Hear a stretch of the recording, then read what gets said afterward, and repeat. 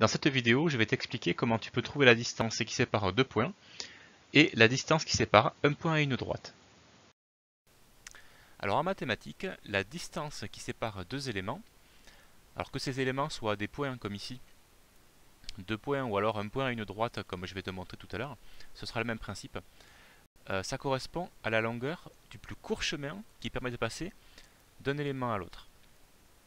Donc si tu veux mesurer la distance qui sépare les points A et B, tu ne vas surtout pas mesurer cette distance-là, tu vois, ce chemin-là, parce qu'il y aurait évidemment beaucoup plus court.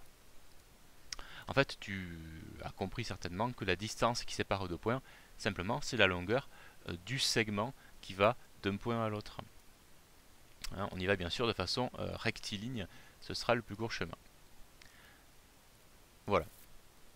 Donc on trace le segment qui sépare les deux points, on le mesure.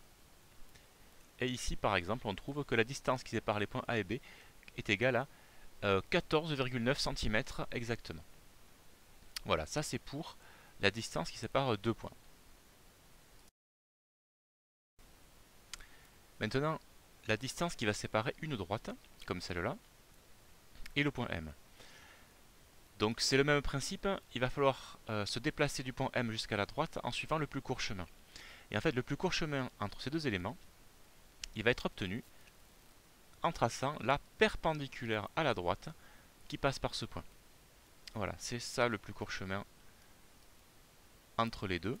Et ce sera donc ça, la distance qui va séparer la droite et le point. Voilà, je passe mon équerre. Je trace le chemin entre les deux. Donc ce chemin, tu as compris, il est donc perpendiculaire à la droite. Voilà. Et ensuite, je mesure la longueur de ce chemin. Alors je vais prolonger un petit peu parce que tu as vu que mon équerre était un peu juste à ce niveau-là. Donc je vais prolonger pour bien visualiser. Voilà. Et maintenant, je mesure le segment, voilà, qui va du pied ici de la perpendiculaire, tu vois, jusqu'au point M. C'est ça le plus court chemin entre les deux. Et moi j'obtiens une distance de 10 cm entre le point M et la droite.